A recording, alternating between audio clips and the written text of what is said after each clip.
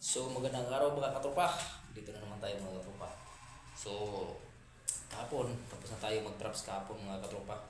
So ang gagawin natin yung mga katropa, bicep na naman tayo. Siguro 5 set lang. Tapos 20 reps lang yung gagawin natin ngayon. 5 set mga katropa.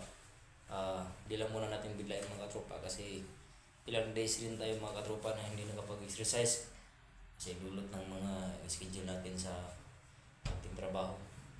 Kaya 5 set lang muna tayo ngayon mga katropa para dagdagan na naman natin kung hindi ma-change ulit yung schedule natin.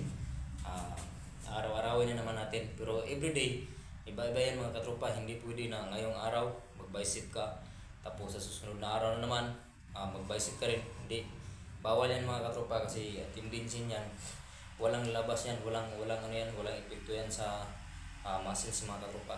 Kailangan kung nag-bicep ka ngayon mga katropa, pwede mo yan isabay mga katropa sa legs exercise.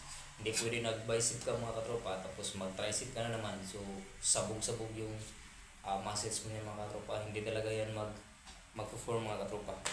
So 5 set lang tayo mga katropa, no? So 20 reps lang.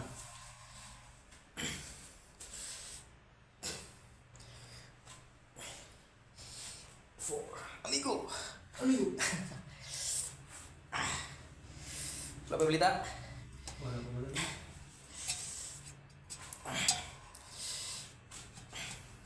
Kaya gi-chat cheese na.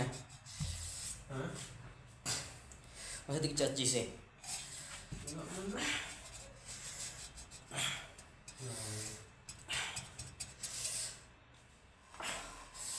Yung pag-ano natin mga katropa, yung pag-execute natin mga katropa, hindi pwede natin i-swing-swing.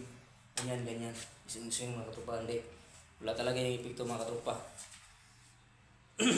Anuhin mo lang. Kumbaga, dahan-dahanin mo lang mga katropa. Tapos talagang idiin mo talaga. Yan.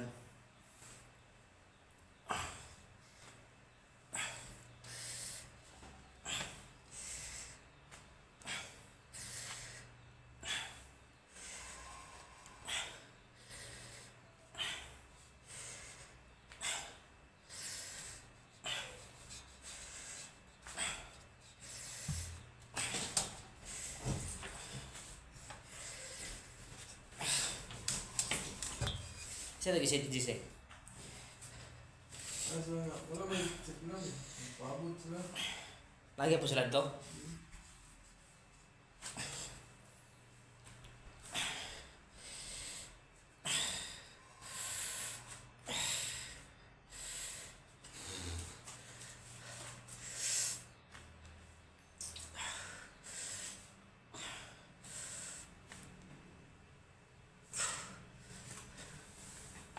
So yun.